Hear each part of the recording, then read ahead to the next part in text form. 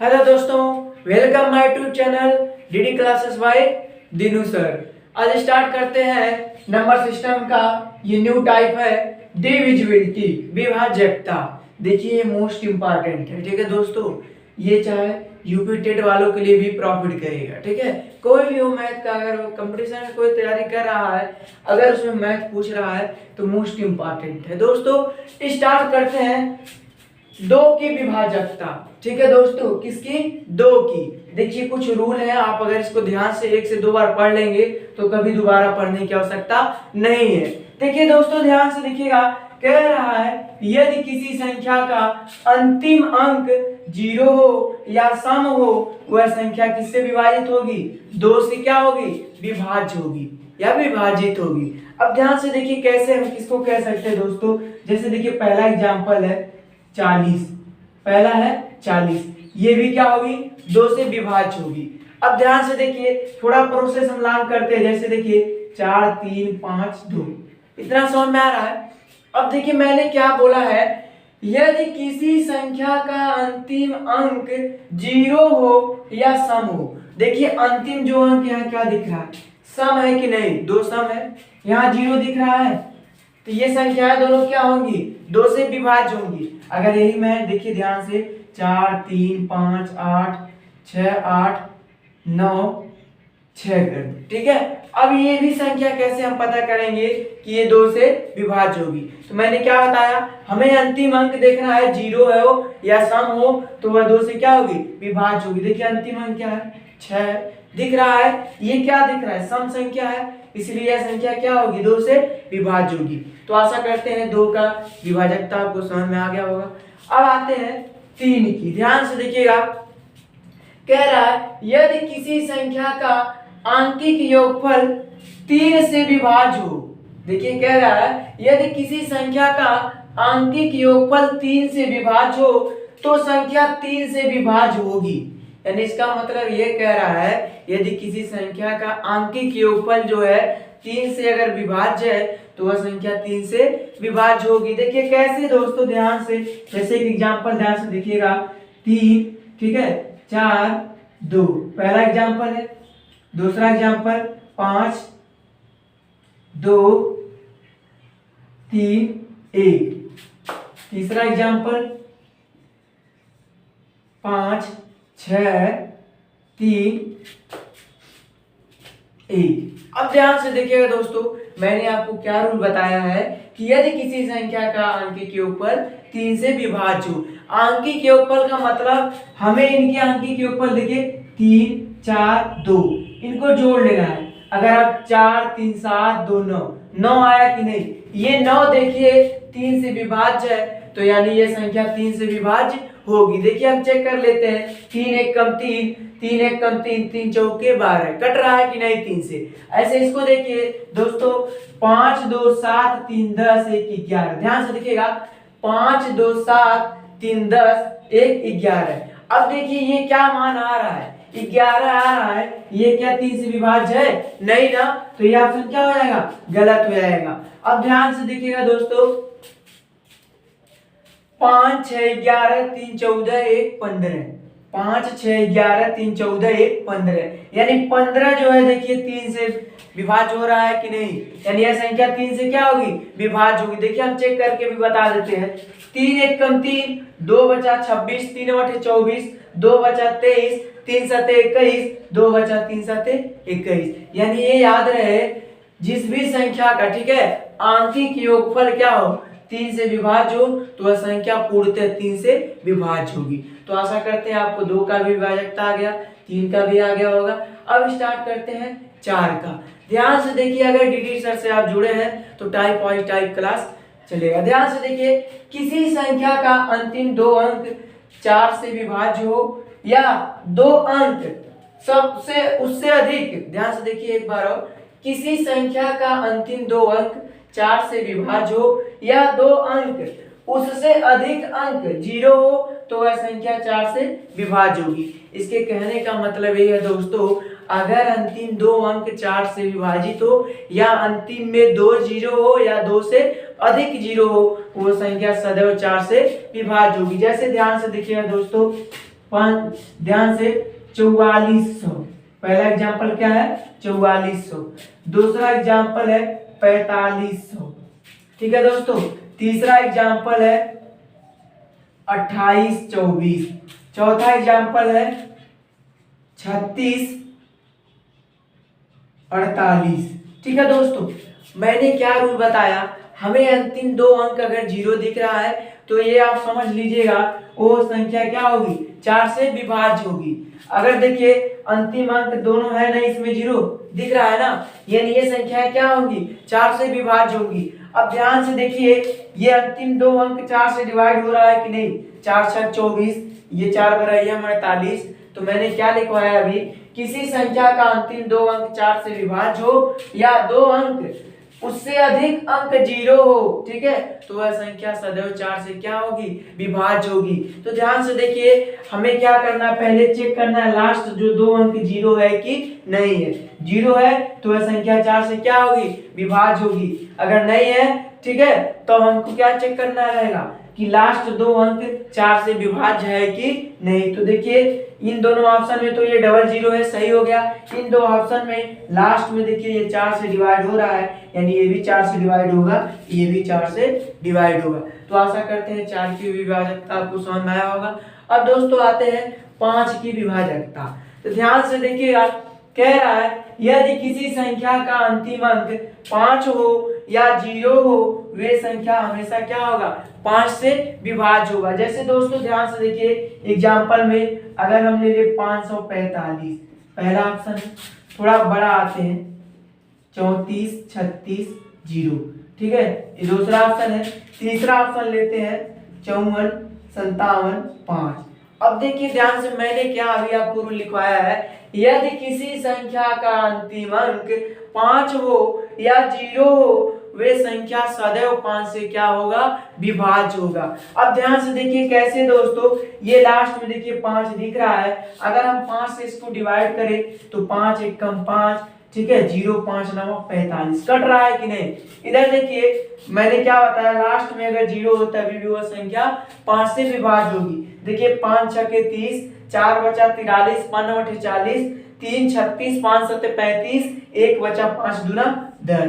यानी ये याद रहे दोस्तों, दो में जब लास्ट अंक क्या हो, सम हो या 0 हो, वो संख्या सदैव 2 से विभाज्य होगी। और 3 में क्या हो, आंकिक योगफल 3 से विभाज्य हो तो 3 की विभाजकता होगी। 4 में क्या होना चाहिए, अंतिम दो अंक 4 से विभाज्य होना चाहिए या क्या हो, डबल जीरो हो। अब 5 में मैंने क्या बताया आपको, अंतिम अंक 5 हो या क्या हो, 0 हो। तो आशा करते हैं आपको 2 3 4 5 की विभाजकता समझ में आ गया हो। जिन भी विद्यार्थी को अगर ये नहीं समझ में आता, कहीं भी कोई मिस्टेक लगता है तो प्लीज वो कमेंट करना ना भूलें। अब आते देखिए 6 7 8 9 10 11 की विभाजकता। अब आते हैं दोस्तों 6 की विभाजकता, ठीक है, ध्यान से देखिएगा, ठीक है। 6 की विभाजकता क्या है, यदि कोई संख्या 2 तथा 3 से विभाज्य हो।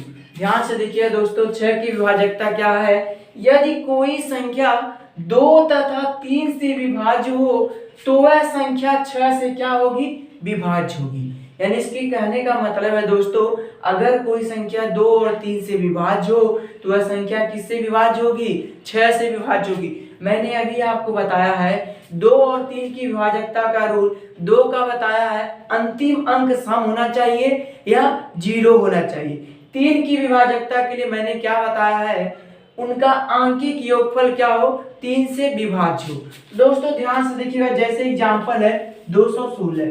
अब हमें क्या है, काटने की आवश्यकता नहीं है। मैंने अभी आपको बताया कि अगर इसका आंकिक योगफल, ठीक है, आंकिक योगफल अगर 3 से विभाज्य हो तो वह 3 से विभाज्य होगी।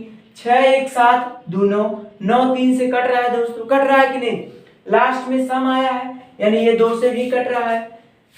अगर 2 और 3 से कट रहा है तो 6 से भी कटेगा। देखिए कैसे, 6 3 18, 3 6 6 के 36। अब इसको भी चेक कर लेते हैं दोस्तों, पहले हम 3 की विभाजकता चेक करते हैं। 5 2 7 6 13, 1 14 4 18, यानी 18 3 से विभाज्य है। अब अगर 3 से विभाज्य है, लास्ट में सम संख्या आया है, ये 2 से भी विभाज्य होगा। 3 और 2 से विभाज्य है दोस्तों, तो 6 से भी विभाज्य होगा। तो आशा करते हैं ये आपको समझ में आया होगा। अब आते हैं देखिए 7 की विभाजकता। कह रहा है जब कोई अंक लगातार 6 बार हो, जब कोई अंक लगातार 6 बार हो तो 7 से क्या होगी, विभाज्य होगी। ध्यान से देखिए, कोई अंक ले लीजिए, जैसे मैंने ले लिया 8 8 8 8 8 8, देखिए 6 बार है, इतना समझ में आ रहा दोस्तों। अब ले रहे हैं 9 9 9 9 9, कोई अंक हो दोस्तों अगर वो 6 बार लगातार हो तो वह 7 से विभाज्य होगी। कैसे, ध्यान से देखिए दोस्तों, 7 से डिवाइड करें, 7 एक कम 7, 1 बचा 18, 7 दूना 14, 4 बटा 48 हो गया, 7 छक 42, 6 68, 7 नवा 63, 5 बचा 58 हो गया, 7 बटे 56 2 बचा, 7 चौक 28। अब डिवाइड कर चेक कर लीजिएगा, कोई संख्या ये याद रहे अगर लगातार 6 बार है तो वह संख्या 7 से सदैव क्या होगी, विभाज्य होगी। इसमें देखिए अगर हम डिवाइड करें, ठीक है, 7 एक कम 7, 2 बचा 29, 7 चौक 28, 1 बचा 19, 7 दूना 14, 5 बचा 59, 7 बटे 56, 3 बचा 39, 7 बचे 35, 4 बचा 7 सते 49। यानी ये याद होना चाहिए 7 के लिए क्या होना चाहिए, कोई भी अंक को लगातार कितनी बार हो दोस्तों, 6 बार हो। ठीक है, अब आते हैं 8 की विभाजकता। देखिए कह रहा है यदि किसी संख्या का अंतिम 3 अंक 8 से विभाज्य हो या अंतिम 3 अंक क्या हो, 0 हो। तो ध्यान से देखिएगा दोस्तों, जैसे हम कह दे, ध्यान से देखिए 545 53 0, ये संख्या देखिए अंतिम 3 अंक क्या है दोस्तों, 0 है। तो ये संख्या क्या होगी, 8 से विभाज्य होगी। इतना समझ में आ रहा है दोस्तों। या हम कह दे अगला देखिएगा 5 7 8, ठीक है, 24। ध्यान से देखिए दोस्तों, 5 7 8 24, ये संख्या हम चेक कर लेते हैं क्या 8 से मेरा विभाज्य है कि नहीं, क्योंकि 3 अंक अंतिम दिख रहा है तो हम चेक कर लेते। देखिए 8 से 8 7 56, 1 बचा 18, 8 दूना 16, 4 बचा 42, 8 बचे 40, 2 8 3 24। तो मैंने आपको क्या बताया दोस्तों, अगर अंतिम 3 अंक 8 से विभाज्य हो तो वह संख्या सदैव क्या होगी, 8 से विभाज्य होगी। अब आते हैं देखिए 9 की विभाजकता। किसका दोस्तों, 9 की। कह रहा है दी गई संख्या के अंकों का योग अगर 9 से विभाज्य हो तो वह संख्या क्या होगी, 9 की विभाजकता। ध्यान से देखिए, जैसे दोस्तों 9 5 4, ठीक है। अगला क्वेश्चन 1 2 3 3, अगला क्वेश्चन 5 8 4 1। अब आप ध्यान से देखिए 9 5 14 4 18, 9 5 14 4 18, यानी ये 9 से विभाज्य है। वैसे भी चेक कर लेते हैं, 9 1 कम 9, 9 6 54, 9 1 कम 9 3 33, 9 3 27, ठीक है, 9 3 27। अब ध्यान से देखिए 9 1 कम 9, 3 बचा 33 हो गया, 9 3 27, 6 9 7 63। इसको भी दोस्तों 9 6 54, 4 44, ठीक है, 9 चौक 36, कितना बचा दोस्तों 8 81, 9 9 81। तो आशा करते हैं आपको 6 का 7 का 8 का 9 का भी याद हो गया हो। देखिए ये रूल याद कर लेंगे, 1 से 2 बार प्रैक्टिस कर लेंगे तो ऑटोमेटिक आपको सारी विभाजकता आ जाएगी। अब आते हैं नेक्स्ट, अब आते हैं दोस्तों 10 की विभाजकता। देखिए 10 का कह रहा है जिस संख्या के अंत में 0 हो या 10 हो, जिस संख्या के अंत में 0 हो या 10 हो। जैसे दोस्तों ध्यान से देखिए 50 हो गया, या हम कह सकते 30 10, या कह सकते 60 50 10। कोई भी हो अगर लास्ट में 0 हो या 10 हो, वो संख्या सदैव क्या होगी, 10 से विभाज्य होगी। मोस्ट इंपॉर्टेंट है देखिए 11 की विभाजकता। क्या है दोस्तों, यदि किसी संख्या के सम एवं विषम स्थानों पर स्थित अंकों का योग क्रमशः एक दूसरे के बराबर हो या फिर उनका अंतर 0 या 11 से विभाज्य हो। ध्यान से देखिए, जैसे दोस्तों देखिएगा ये क्या है, देखिए सम और विषम का बात मैंने किया है, 1 2 3 4, यानी ये 2 है, ये 3 है, ये 4, ऐसे हम लिख लेंगे। तो इसमें सम कौन आ रहा है, देखिए सम ये है और सम ये है। तो सम को हम जोड़ लेंगे, ध्यान से देखिएगा। तो 4 और 1 5, 5 मिल रहा है। विषम वाले को देखिए 9 और 7 16, यानी 16 माइनस 5 11 आ रहा है कि नहीं। देखिए मैंने क्या बोला, उनका अंतर या बराबर हो या उनका अंतर क्या हो, 0 हो या 11 हो। यहाँ अंतर कितने का मिला, देखिए 11, यानी 11 का अंतर मिल रहा है। तो 11 से क्या होगा, विभाज्य। देखिए हमें कुछ नहीं करना है, सम विषम लिख लेना है, 1 2 3 4 दर्शा देना है। ऐसे इसमें भी देखिए अभी सम में आएगा 1 2 3 4 5 6 7। अब इसमें सम संख्या छाट लेना है। देखिए सम कौन कौन है, 3 वाला है, तो 3 प्लस 1 प्लस 5, यानी 5 1 6 3 9। सम का योगफल 9 आया। विषम का योगफल क्या होगा दोस्तों, देखिएगा 1 है, उसके बाद कौन है 6, 6 1 7, ठीक है 7। उसके बाद ध्यान से देखिएगा दोस्तों, 7 ये 0 हो गया, उसके बाद 2 7 2 9। अब ध्यान से देखिएगा 9 और 9 में 0 आ रहा है कि नहीं अंतर। मैंने क्या बोला, या अंतर 0 हो या क्या हो, अंतर 11 से विभाज्य हो। देखिए इसमें कैसे लेते हैं एक बार और ध्यान से समझिएगा। मैंने क्या किया है, पहले आपको 1 2 3 4 5 6 7 के क्रम में कर लेना, जितना अंक होगा इतना समझ में आ रहा है कि नहीं। अब क्या करना है दोस्तों, देखिए यहाँ 2 क्या है, सम है कि नहीं। 2 के जगह जो अंक होगा उसको जोड़ेंगे। फिर देखिए 4 सम है, 4 के जगह 1 है उसको जोड़ लिए। फिर देखिए 6 सम है, 6 के जगह 5 को, यानी सम वाले स्थान पर सम को जोड़ेंगे, विषम वाले स्थान को विषम पर जोड़ेंगे। दोनों में अंतर अगर 0 आ रहा है या 11 आ रहा है तो 11 की विभाजकता होगी। तो आशा करते हैं दोस्तों ये विभाजकता आपको समझ में आया होगा।